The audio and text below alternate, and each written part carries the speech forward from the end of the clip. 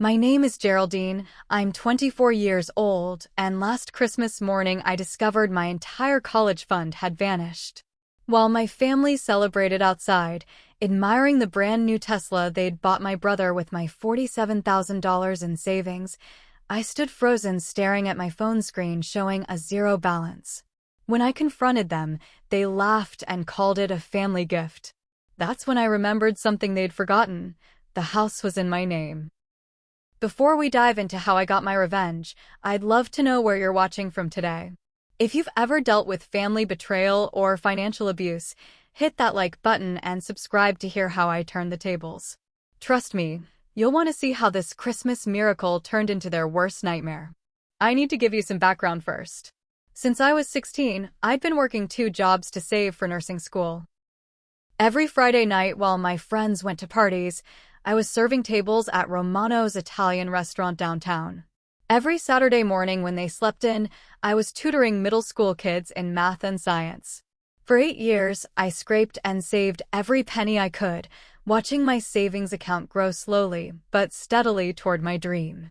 My parents, Robert and Claire, had convinced me early on to keep my money in a joint savings account. They said it was for safety, that I was too young to manage such a large sum alone. Being young and trusting my parents, I agreed. After all, they were my parents. They were supposed to protect me, right? I deposited my paychecks faithfully, only withdrawing small amounts for gas and my phone bill. The rest went straight to my future. My brother Derek, on the other hand, lived a very different life. 2 years younger than me at 22, he'd never held a job for more than 3 weeks. He called himself an aspiring musician, though I'd never seen him practice or perform anywhere. What I had seen was a string of expensive equipment purchases that gathered dust in his room, all funded by our parents who couldn't seem to say no to their golden child. The difference in how they treated us wasn't subtle. When I graduated high school with honors, they forgot to attend because Derek had a headache. When I got promoted to head server at Romano's, they spent the evening consoling Derek about not getting into a music program he'd never actually applied to. I'd grown used to being invisible in my own family, but I'd convinced myself it was temporary. Once I became a nurse, once I proved myself, things would change. That Christmas morning shattered every illusion I'd held onto. I confronted them in the living room, my hands shaking as I held up my phone. "Where's my money?" I asked, though I already knew the answer. The Tesla in the driveway with the giant red bow told me everything. My mother didn't even have the decency to look ashamed. "Oh, Geraldine, don't be so dramatic on Christmas morning. It's family money, and we used it for a family gift." Derek needed reliable transportation for his music career. His music career? I couldn't believe what I was hearing. He hasn't played a gig in 2 years. That was my nursing school money. My father, Robert, waved his hand dismissively from his recliner. "We'll pay you back eventually. Stop being so selfish.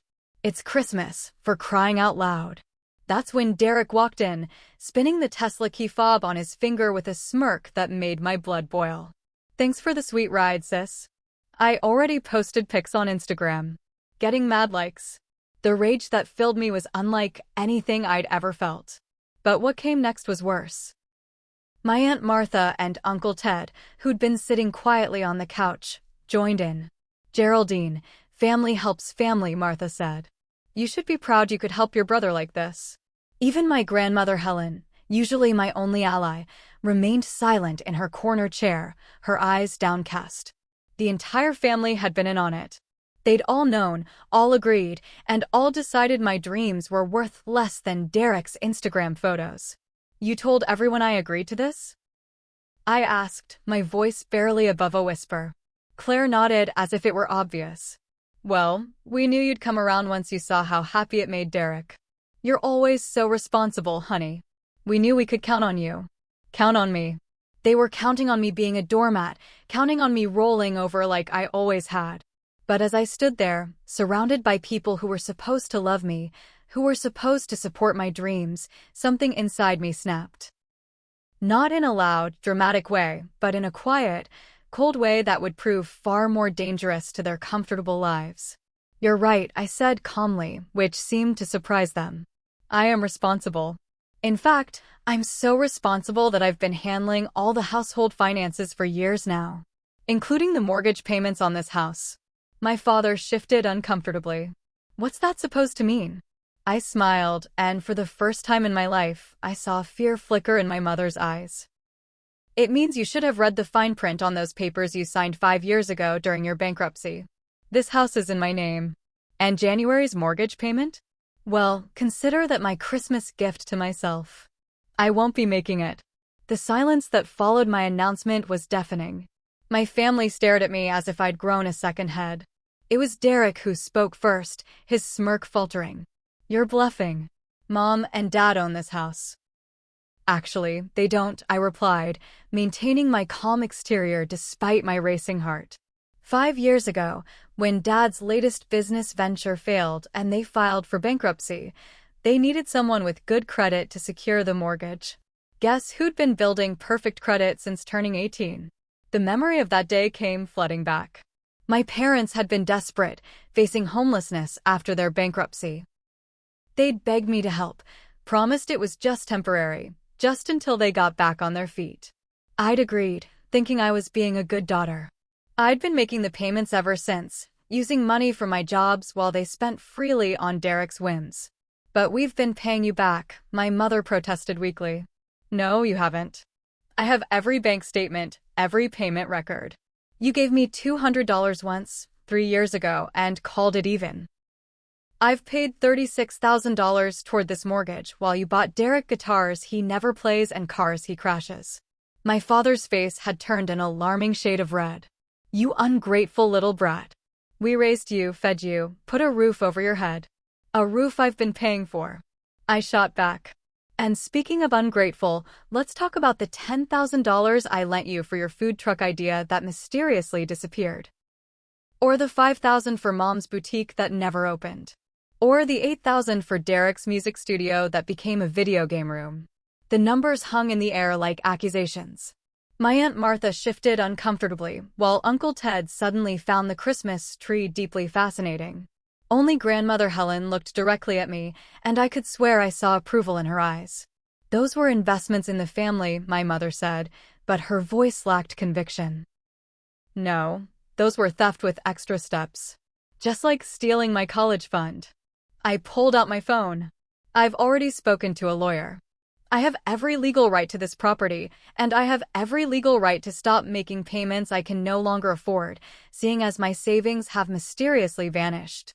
The panic was setting in now. I could see it in the way my father gripped his coffee mug, in the way my mother's perfectly manicured nails dug into the couch cushions. You wouldn't dare, Derek said, but his voice cracked. Where would we live? The same place I would have lived if I couldn't afford college. Figure it out. That's when the emotional manipulation began in earnest. My mother clutched her chest dramatically. I can't breathe. The stress. My heart. I'd seen this performance before. Every time they were backed into a corner, Claire developed sudden health issues. Should I call an ambulance? I asked flatly. I'm sure the $6,000 bill will be worth confirming your fine. She miraculously recovered. My father tried a different approach. Geraldine, sweetheart, let's be reasonable. We're family. Family doesn't do this to each other. You're right, I agreed. Family doesn't steal $47,000 from each other either, but here we are. It's not stealing if it's family money. Derek shouted, finally losing his cool. By that logic, this house is family property, and I'm deciding what to do with it. The room erupted. Everyone talking at once, accusations flying, voices rising. Through it all, I remained calm, letting their panic wash over me like white noise. I'd been planning this moment since I'd seen that zero balance. They'd taken my dreams, but they'd forgotten I held their security in my hands.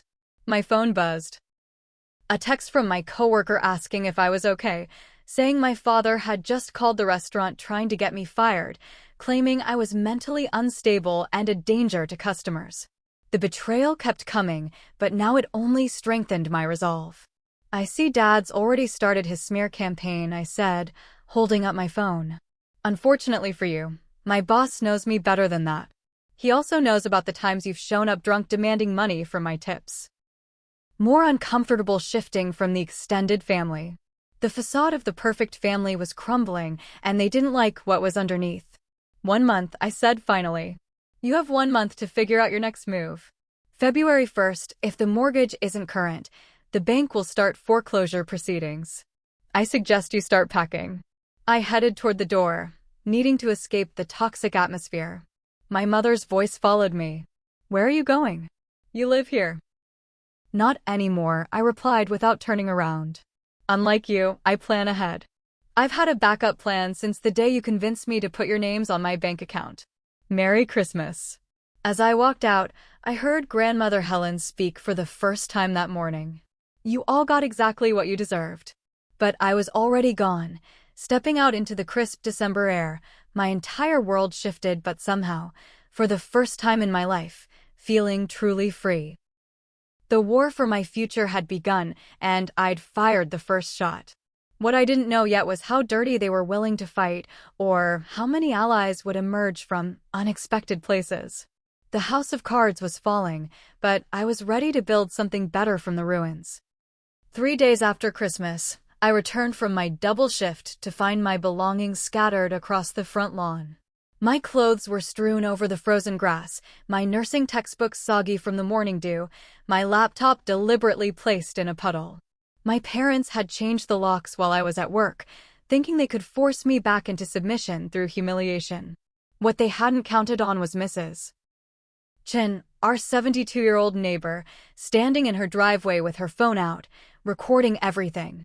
She'd been documenting the scene for the past hour, she told me, ever since she saw my father throwing my things out the window with unnecessary force.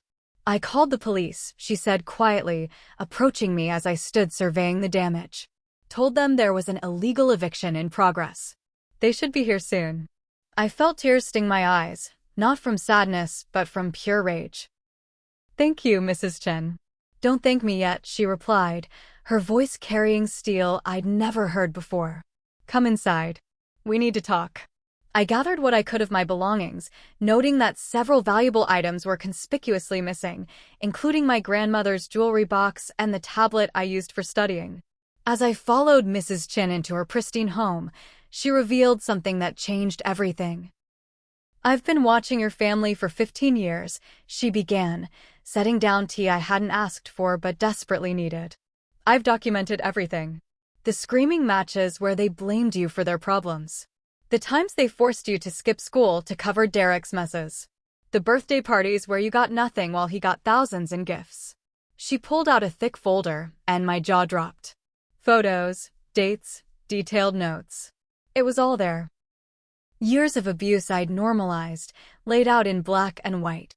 I'm a retired attorney, she continued, specialized in family law and financial abuse cases. I've seen your situation too many times, and I've regretted not speaking up sooner. But now that you're taking action, I want to help. Before I could process this unexpected alliance, police cars pulled up outside. The officers knocked on my parents' door, and I watched from Mrs. Chen's window as my father answered, all righteous indignation until they asked about the illegal eviction. She doesn't live here, he proclaimed loudly enough for the gathering neighbors to hear. She's a troubled young woman who's been harassing our family. That's when I stepped outside with the deed in my hand. Officers, I'm the legal owner of this property. Here's the documentation. They've locked me out of my own home. The next hour was a blur of questions, document verification, and my parents' increasingly desperate lies. My mother tried her chest-clutching routine again, but the officers had seen that act before. Derek made the mistake of getting aggressive, shoving past an officer to get in my face. You're destroying our family, he screamed, spittle flying. Over money. You're sick.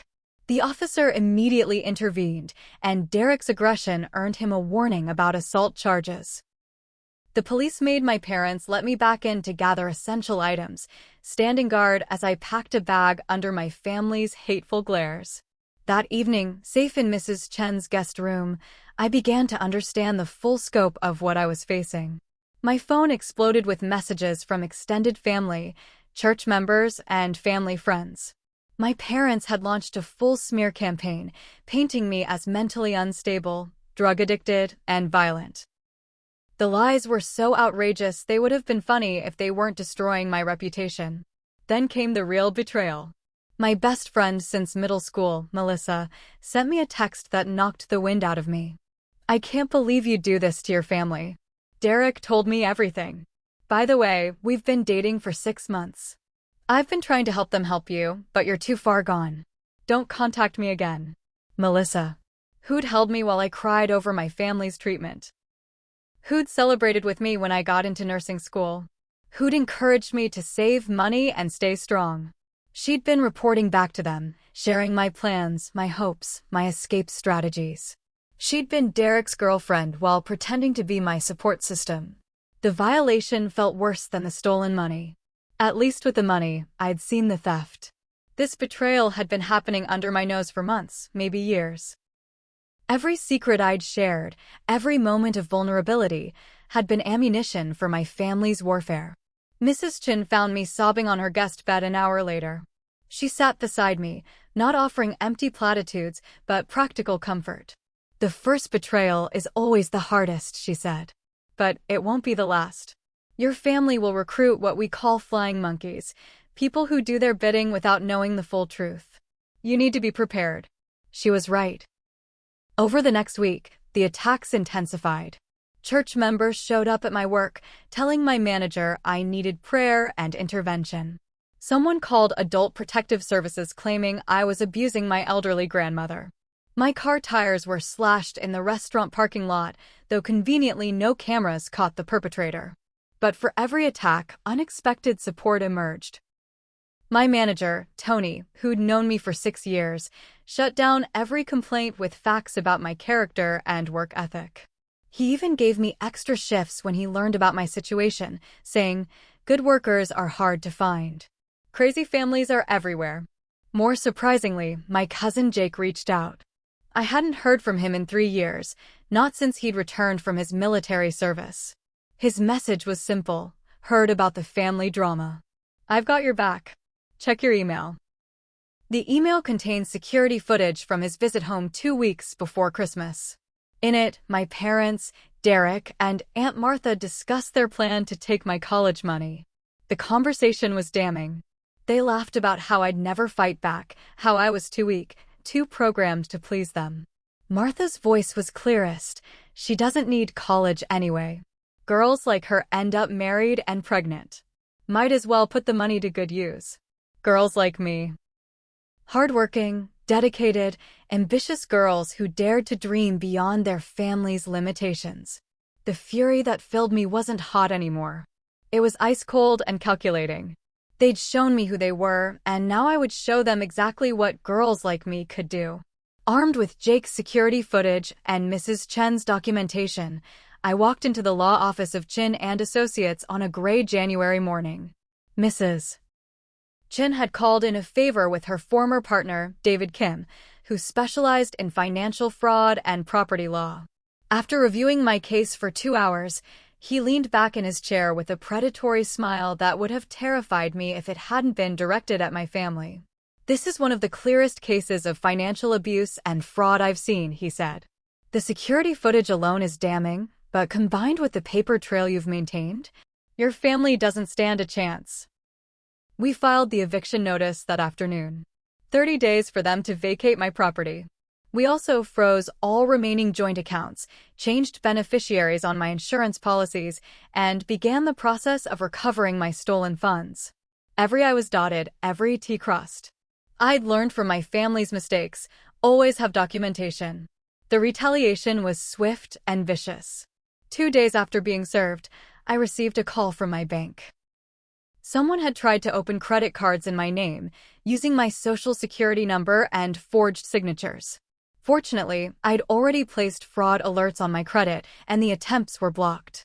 The bank's security team traced the applications back to a computer at the public library, where security footage clearly showed Derek at the terminal.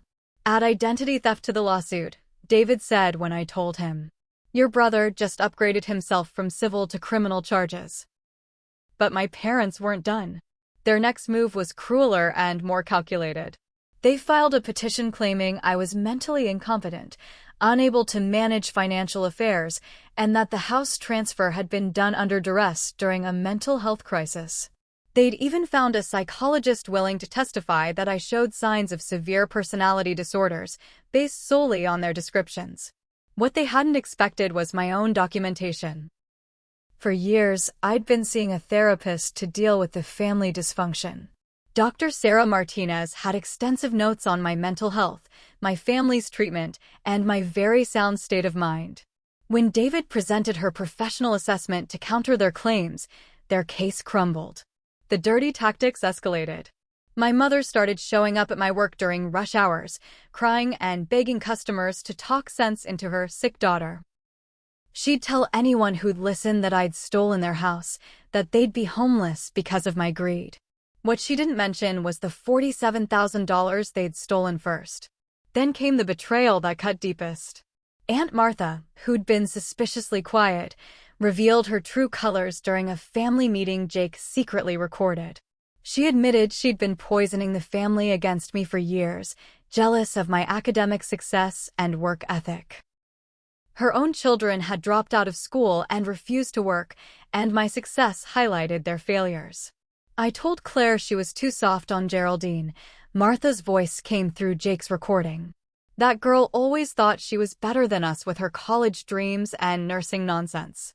At least now she knows her place. My place. They'd tried so hard to put me in what they considered my place, beneath them, serving their needs, sacrificing my dreams for their comfort. But they'd miscalculated. My place was wherever I chose to stand, and right now, I stood on solid legal ground while they sank in quicksand of their own making.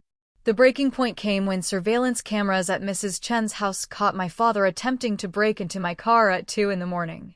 He was trying to plant drug paraphernalia, Jake later discovered, planning to call in an anonymous tip to get me arrested. The security footage was crystal clear, showing him jimmy the lock and place a bag under my seat before Mrs. Chen's motion lights scared him away. Attempted breaking and entering, attempted evidence planting, conspiracy to file false police reports. David tallied the charges. Your father just earned himself potential jail time. During all this, an unexpected source of support emerged. Grandmother Helen, who'd been silent during the Christmas confrontation, reached out through Jake. She wanted to meet privately, away from the family. When we met at a quiet diner across town, she looked older than her 78 years, worn down by decades of family drama. I've been a coward, she said without preamble. I watched them mistreat you for years and said nothing because I depended on them. But I can't stay silent anymore. She pushed a folder across the table. Inside were bank statements, receipts, and her own documentation. My parents had been stealing from her too, draining her retirement accounts while convincing her she was forgetful about her spending. Over $200,000 had disappeared over 10 years. But the most shocking revelation was about Derek. Grandmother Helen had discovered he'd been dealing drugs, using the family home as a distribution point. She had photos, dates, and even names of his suppliers. My golden boy brother wasn't just a lazy musician. He was a criminal endangering everyone around him. I've already spoken to the police, she said quietly. I'm done protecting any of them. The lawsuit now had 3 plaintiffs: Grandmother Helen, Jake, who'd discovered they'd also stolen his military bonus money, and me. The defendants were my parents, Derek, and Aunt Martha. What had started as my fight for justice had revealed a pattern of family-wide fraud and abuse spanning decades. As February approached and the eviction deadline loomed, my family made one last desperate attempt to stop the inevitable. They organized a family intervention, inviting every relative they could find, planning to overwhelm me with guilt and manipulation. What they didn't know was that I'd been invited too, officially, by a family member they'd forgotten about, my father's estranged brother, Uncle Marcus, who'd been ostracized years ago for calling out their toxic behavior. The intervention became their undoing. As they presented their case about my mental instability and cruelty, I presented evidence. Bank statements on a projection screen. Security footage on my laptop. The recorded conversations Jake had gathered. One by one, Family members who'd believed their lies saw the truth. The shock on their faces as they realized they'd been defending criminals was almost worth the pain of the past months. By the end of that February night, my parents sat alone on one side of the room while the rest of the family slowly moved to mine. The truth, documented and undeniable, had finally set me free. But freedom, I was learning, came with a price. And my family was about to pay it in full. The extinction burst came on a cold Wednesday night in late February, 3 days before the eviction deadline. I woke at 3 a.m. to the sound of breaking glass. My parents, in their desperation, had decided that if they couldn't manipulate their way back into the house, they'd take it by force. What they didn't know was that Mrs. Chin and I had installed a comprehensive security system after the previous break-in attempt. The cameras captured everything in crystal-clear detail. My father smashing the kitchen window with a crowbar. My mother crawling through, cutting herself on the glass, but too drunk or desperate to care. Derek standing lookout, baseball bat in hand. They weren't just breaking in.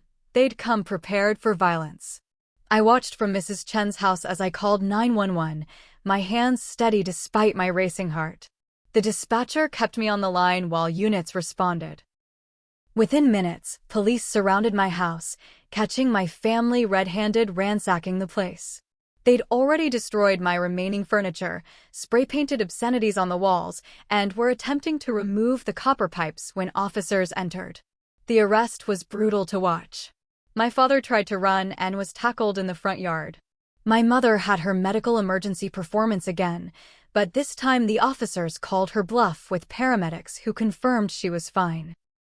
Derek, true to form, tried to blame everything on me, screaming that I'd set them up, that I was the real criminal. But the security footage told a different story. Combined with their previous crimes, this break-in violated their restraining orders and added burglary and vandalism to their growing list of charges. As the police cars drove away with my family in custody, I felt something I hadn't experienced in years: safety. The next morning brought revelation. Grandmother Helen had been busy. After discovering Derek's drug dealing, she'd hired a private investigator to dig deeper. What he found shocked even me. My parents had opened credit cards in my grandmother's name, maxing them out on luxury purchases. They'd forged her signature on loan documents, leaving her on the hook for thousands. But the worst discovery was a life insurance policy they'd taken out on her, with themselves as beneficiaries. They were planning to let me die in debt, she told me over coffee, her voice steady but her hands shaking. Or worse, they were planning to help me along. The private investigator had also uncovered Derek's connections. My brother wasn't just dealing, he was in deep with dangerous people. He owed money to suppliers who didn't accept excuses. The Tesla they'd bought with my college fund? It was already being tracked by some very unhappy criminals who wanted their payment. This information changed everything. When David presented it to the prosecutor, what had been a property dispute became a complex criminal case involving fraud, elder abuse, drug trafficking, and conspiracy.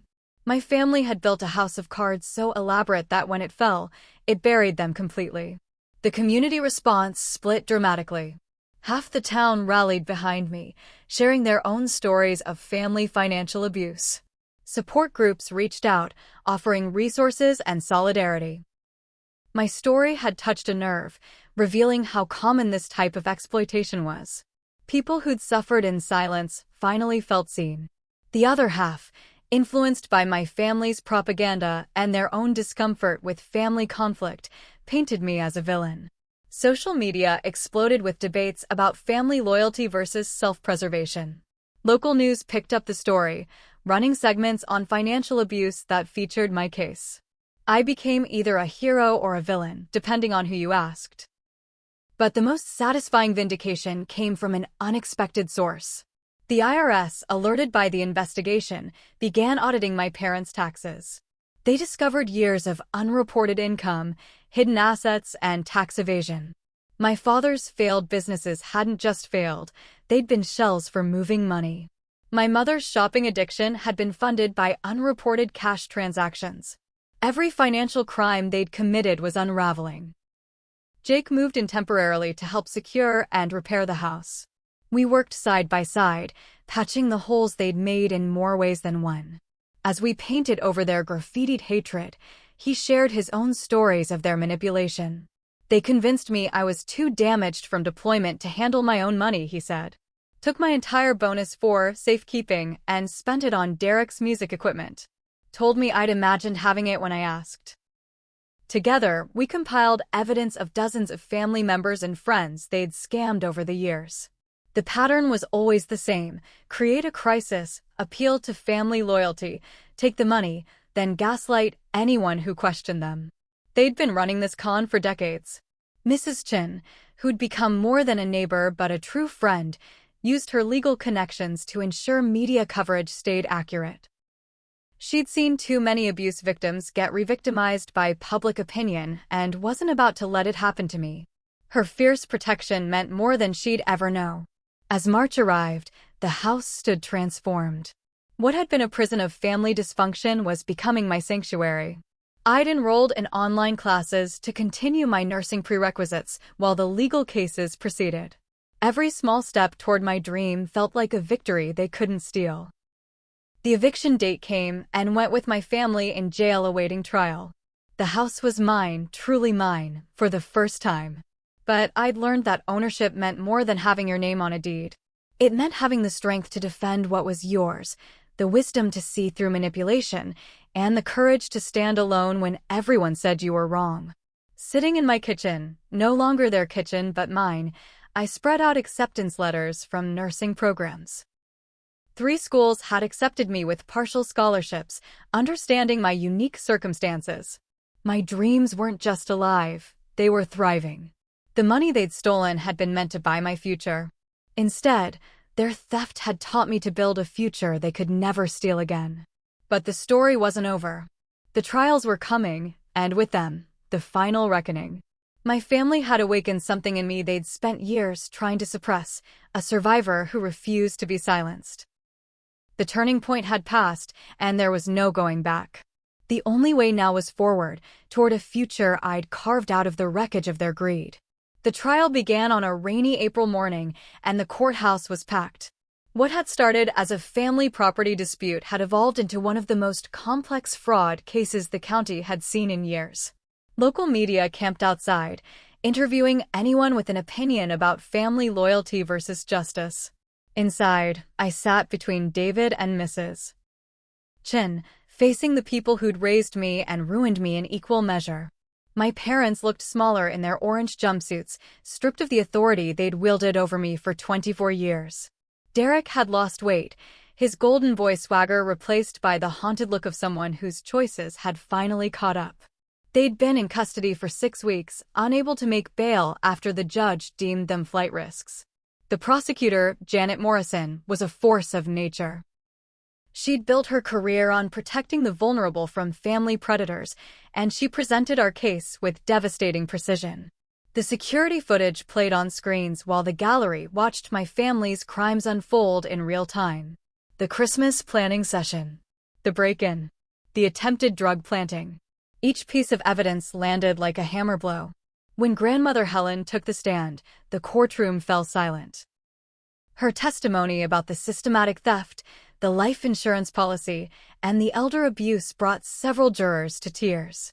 But it was her revelation about Derek's drug dealing from her home that caused the biggest stir. She produced photos, license plates, and a detailed log she'd kept once she'd discovered the truth. I enabled them for too long, she said, looking directly at her son and daughter-in-law.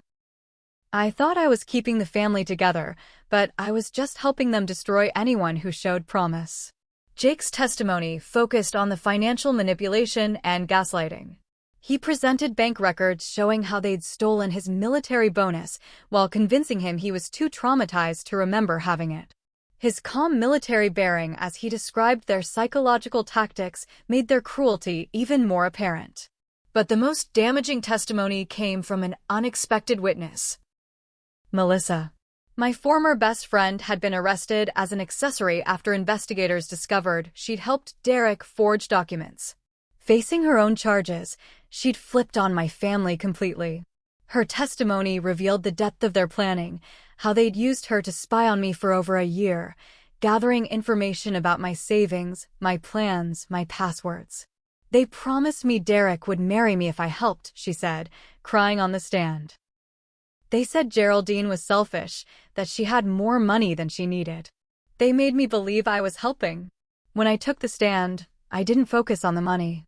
Instead, I talked about the years of being told I wasn't enough while funding their lives.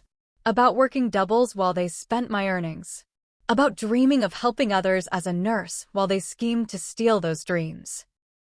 The jury saw not just theft, but the systematic destruction of a young woman's future by those who should have protected it. The defense tried everything. They painted me as unstable, vindictive, materialistic. They brought character witnesses who testified about what good parents mine had been, how devoted to family. But each positive story was demolished by evidence of the crimes committed behind closed doors. The character witnesses hadn't seen the real family. They'd seen the performance.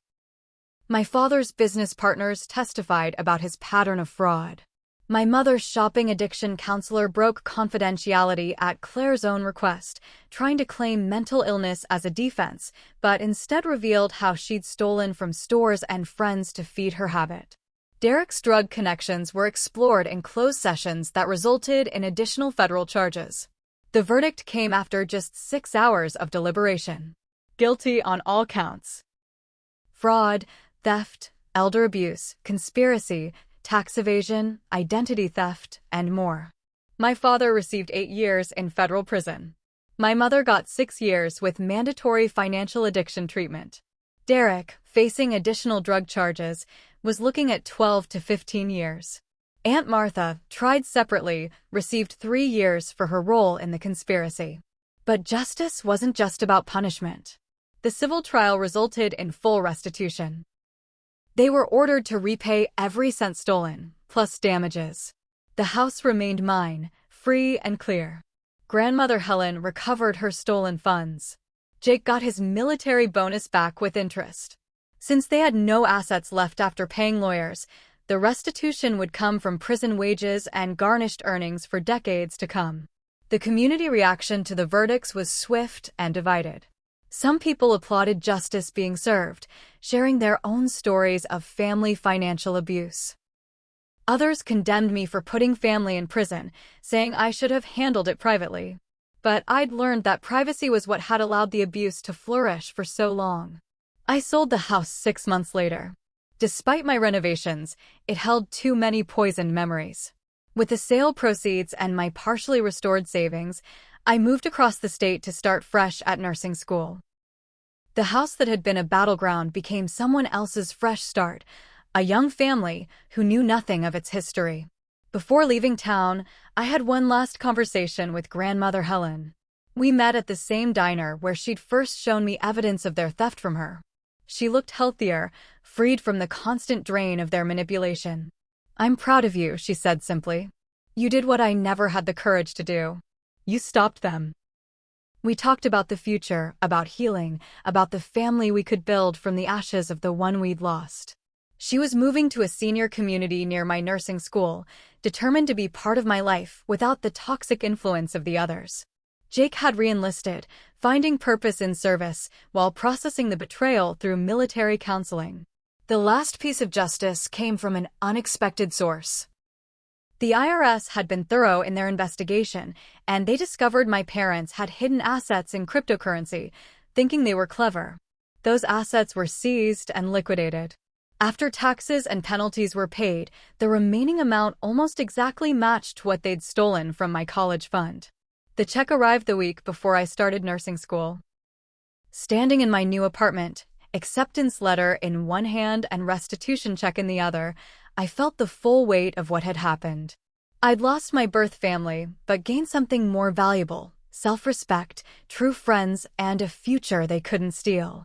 The House of Justice had been built on the ruins of their deception, and it stood stronger than anything they'd ever constructed.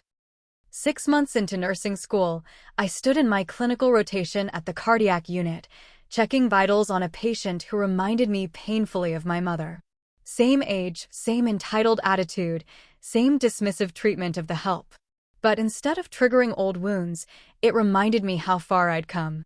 I treated her with professional compassion, knowing that her behavior reflected her character, not my worth.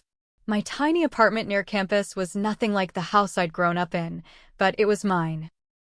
Every textbook on the shelf, every medical supply in my study corner, every grocery item in my refrigerator, I'd bought with money I'd earned and kept. No one could walk in and claim ownership of my space or my dreams. The nursing program was challenging, but after surviving my family, academic stress felt manageable. My professors noted my maturity, my ability to handle difficult patients with grace. They didn't know it came from decades of managing difficult family members. Every de-escalation technique I learned, I'd already practiced on parents throwing tantrums over money. I'd formed a study group with other non-traditional students, people who'd fought their own battles to get here. Maria had escaped an abusive marriage. James had overcome addiction. Destiny had aged out of foster care. We understood each other in ways traditional students couldn't, bonding over our shared determination to build better lives.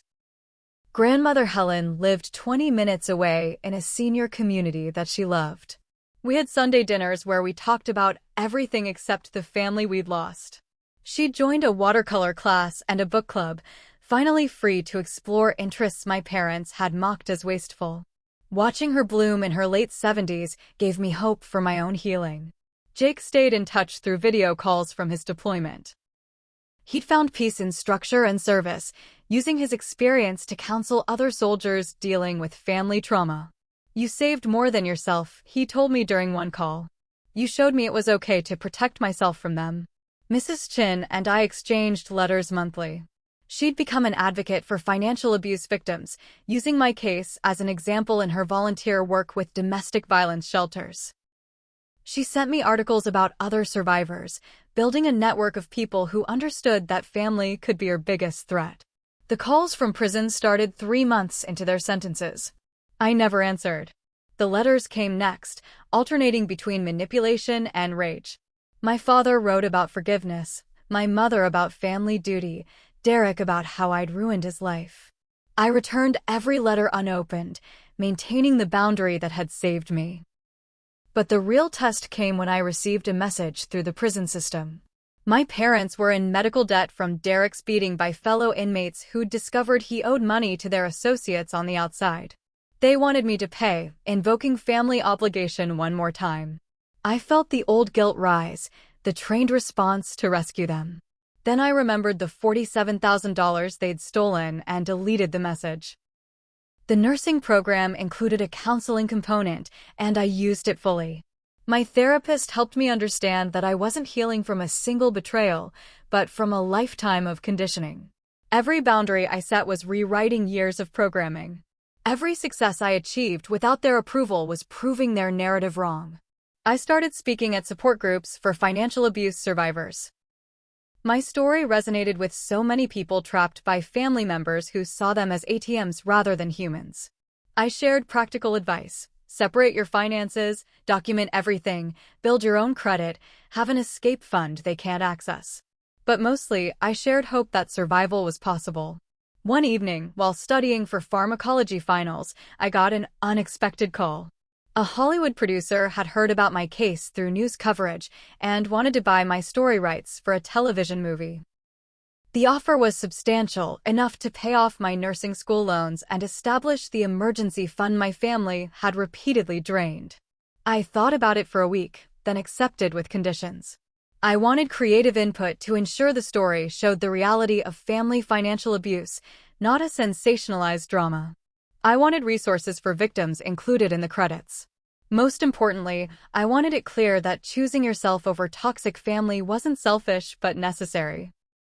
The movie aired a year later, reaching millions who saw their own struggles reflected. The emails poured in from viewers who'd been inspired to protect themselves, to seek help, to believe they deserved better than being their family's personal bank. My story had become bigger than my pain, transforming into hope for others. As I prepared for nursing school graduation, I received one final letter from prison. This one was different, forwarded through my lawyer from Aunt Martha. She'd written not to manipulate but to confess. She detailed every lie she'd told about me, every manipulation she'd orchestrated, driven by jealousy and greed. She'd realized in prison that she'd destroyed her own life trying to destroy mine. Her confession became evidence in several other cases where she'd defrauded friends and employers. Graduation day arrived with surprising peace. I'd invited only grandmother Helen, Jake, home on leave, Mrs. Chin, and my study group. As I walked across the stage to receive my nursing degree, I thought about the Christmas morning that had started this journey. They'd stolen $47,000, but I'd gained something priceless, the knowledge that I could survive anything, build from nothing, and create a future they couldn't touch. My first job was in the same cardiac unit where I'd done clinicals. The patient who reminded me of my mother had been replaced by hundreds of others, each with their own stories and struggles. I treated them all with compassion learned from surviving cruelty. Every life I helped save or comfort I provided was a victory my family had tried to prevent. The last time I saw my childhood home was on the news. The new owners were interviewed about their beautiful renovation, unaware of the battles fought in those rooms. They'd painted over the history, created new memories, made it theirs. Just like I'd done with my life. 6 years after that Christmas theft, I stood in my own home, not rented but purchased with my nursing salary and careful savings. On the mantel sat a photo from graduation, surrounded by cards from patients whose lives I'd touched. The Tesla they'd bought Derek had long since been repossessed and forgotten. But my dreams, the ones they'd tried to steal and sell, had grown into a reality more valuable than any car. The irony wasn't lost on me. They'd taken my college fund to buy a status symbol that depreciated the moment it left the lot. I'd taken their betrayal and transformed it into an education that appreciated with every life I touched. They'd stolen money, I'd gained freedom. They'd chosen a car, I'd chosen a calling. My phone buzzed with a text from a number I didn't recognize. Through mutual acquaintances, I learned my parents were being released soon, my mother first on good behavior. Derek had years left, his sentence extended by prison infractions. They were asking if I'd help them start over, invoking family one more time. I deleted the message without guilt. Family, I'd learned, wasn't about blood but about behavior. My real family was grandmother Helen, Jake, Mrs. Chin, and the chosen family I'd built through trust and mutual respect. Those who'd shared my DNA but stolen my dreams were strangers now, and I was at peace with that. Looking at my nursing school diploma on the wall, I smiled at the name printed there, Geraldine Chin. I'd legally changed my surname to honor the woman who'd shown me that family protects, not plunders. The woman who'd stood by me when those who should have didn't. The woman who'd proved that sometimes angels live next door and demons share your dinner table. The Tesla was just a car, but it had driven me toward a destiny they never imagined. Every time I saved a life, every time I advocated for a patient, every time I stood up for someone vulnerable, I was proving that their theft had backfired spectacularly. They'd tried to steal my future, but instead, they'd freed me to build one beyond their limited imagination. My story ends not with revenge, but with rebirth. Not with hatred, but with indifference to those who'd proven themselves unworthy of my energy. The girl who'd stood frozen that Christmas morning had become a woman who saved lives, owned property, and chose her family based on love, not obligation. And sometimes, late at night when I'm coming home from a difficult shift, I think about that $47,000. Not with anger, but with gratitude. Because if they hadn't stolen it, I might never have found the strength to save myself. I might have spent my whole life funding their dysfunction, enabling their greed, accepting their abuse as love. The theft had been a gift wrapped in betrayal. It had shown me their true faces, revealed my own strength, and launched me toward a life they'd tried to prevent. They'd thought they were stealing my future, but they'd only stolen my chains. And for that unexpected freedom, I was finally, genuinely grateful. So let me ask you, have you ever had family treat you like a personal ATM? Have you been made to feel guilty for protecting your own future? You're not alone, and your dreams matter more than their greed. If my story resonated with you, please share it with someone who might need to hear that choosing yourself isn't selfish. Like and subscribe if you believe that real family supports your dreams instead of stealing them. And comment below with your own experiences, because every story shared helps another person find the strength to break free. Thank you for joining me on this journey from betrayal to triumph. Remember, sometimes the best family is the one you choose, and the best revenge is a life well lived. Until next time, keep protecting your dreams and building your future.